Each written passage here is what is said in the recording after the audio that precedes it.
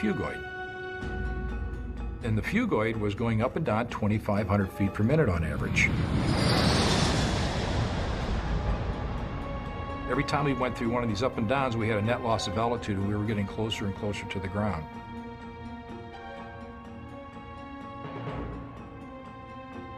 When we fly an airplane, we try to maintain perfect balance. Smooth air, you can take your hands off, and the airplane goes right where you want it to go. The wings are level, you don't climb, you don't descend. Everything is perfect, it's in harmony.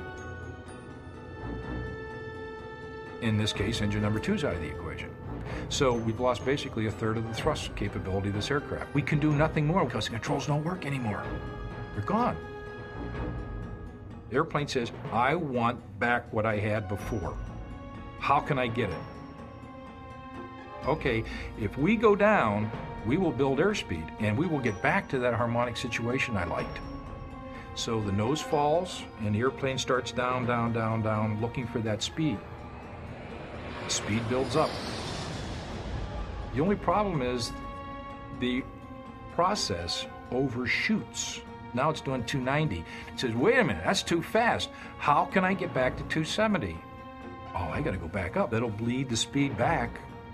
So then we start up the hill. But it does it too much. And now we get down around 220.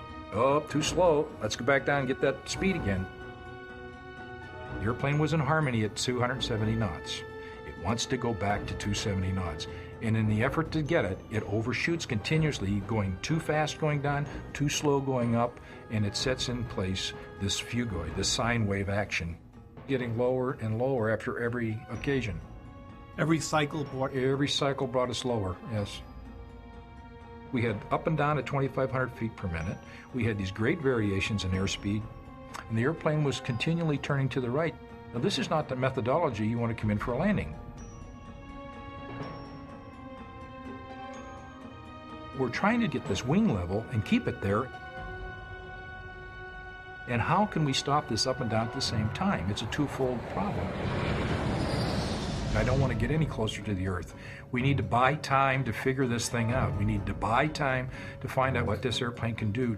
Because, you know, quite frankly, in the previous 25 years to this event, there never has been a survivable loss of flight controls accident. Nobody's ever survived.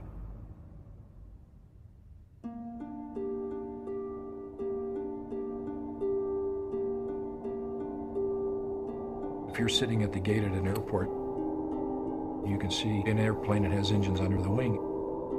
Maybe the wind is causing them to rotate around. Well, those blades you're watching at the very front of the engine are what's known as the fan stage.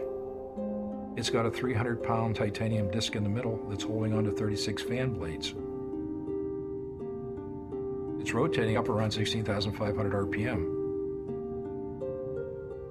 Metallurgical failure, that piece flies out. In a quarter of a second, all the blades, this mass inertia, exits through the side of the engine and out the side of the tail of the aircraft, throwing shrapnel everywhere. Those high-velocity parts impact upon the tail surface of the aircraft. They puncture through at great force. Beneath that surface, which you can't see, are hydraulic lines of very strong stainless steel tubing. Shrapnel basically sever all the lines. All the hydraulic fluid goes overboard, so we've lost all the hydraulic systems in a quarter of a second. They're redundant hydraulic systems? Correct. There's 3 systems. Say the elevator, one of the panels that move up and down in the back of the thing. 1 and 2 is on this piece. There's a separate elevator that's powered by 3 and 2. There's 1 and 2 here, 2 and 3 here. Okay? If I lose system 1, I still have number 2 powering this system, and I have 2 and 3 powering this one. If I lose 2, 2 goes away, but number 3 is now working out here. So I've always got something. On the face of it, good Lord, I mean, that's amazing. Triple redundancy, you're pushing the envelope, right? To expect anything worse than that to happen. Well, you know, there's Murphy's Law. Are there any cables? No cables. If you look at the flight control surfaces of these airplanes, they're big as barn doors. They're huge. You have to use hydraulic advantage to operate these massive flight controls, both in weight and to fight the air forces that are against them. Well, if I can't have manual, then what do? Well, how am I going to replace the manual back up? Well, you put more hydraulic systems in there with redundancy. It's triple redundant. It's, that's good enough,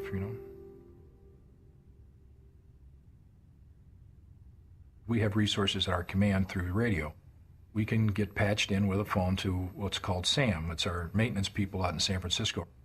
They know this airplane cold. They know all the systems. They have all the technical manuals. They have everything at their disposal. And if there's a backdoor way of pulling a circuit breaker or something to do, they can see this backdoor way of helping you out.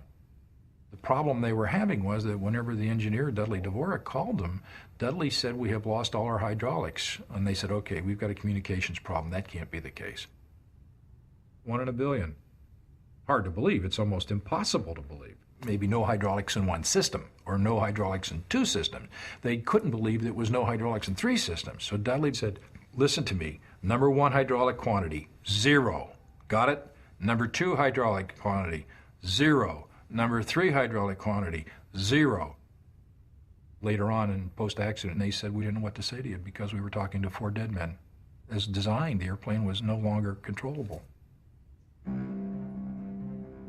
2 problems we talked about: the airplane going up and down the phugoid and the airplane's roll tendency. It was an immensely difficult thing for me to operate the throttles to mitigate both those issues at the same time. So I was looking over all the controls and switches and everything that I had knowledge of in the aircraft, and they had executed just about everything I think I would have attempted.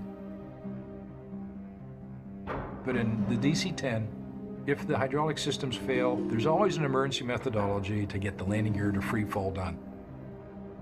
They weigh many tons, and if we can simply open the doors, they usually just free fall out and they lock into place. Now the byproduct of that's a hydraulic system. When the gear is stored and they're up in the airplane, we've got trapped fluid in some of these lines. And I thought, if we could get the landing gear down, the very motion of the gear going down forces that fluid back into the reservoirs. Somehow, some chance, some of that fluid could be recovered, not go overboard, and perhaps they could get back the control of the aircraft. And we talked about it. But there's a golden rule in aviation. It's kind of an unspoken rule, but it basically says this: if you ever find yourself upstairs with minimum control of your aircraft, don't change its configuration. In other words, don't put flaps down, don't put gear down, just leave it the way it is. You know the devil you have now. If you change, you may not like the devil you get. You may lose control of the aircraft completely. So we had a discussion. Now, what are the merits of putting the gear down? If we put the landing gear down, are we going to lose it completely and the airplane's going to be a smoking hole in Iowa? We don't know. Is it better to land in a cornfield with your landing gear up or your landing gear down? There's not much test data on this. Is it better to land you on a 4-lane highway with the landing gear up or the landing gear down? There was interstate highways below us that we could have taken shots at. Is that a good idea? We don't know. Finally, the decision maker, Al Haynes, said, let's put it down. I don't think control-wise it can get any worse than it is right now. And besides, if it's down, it'll be a shock absorber when we hit. And so I executed the procedure to drop the gear. And we never did get back. The fluid evidently went right overboard again. But it seemed to me that the airplane was a little bit more stable with the landing gear down. I took my hands off the throttles long enough to put the harness and the seat belts on. And when I reached back forward, I put my hands back on the knob.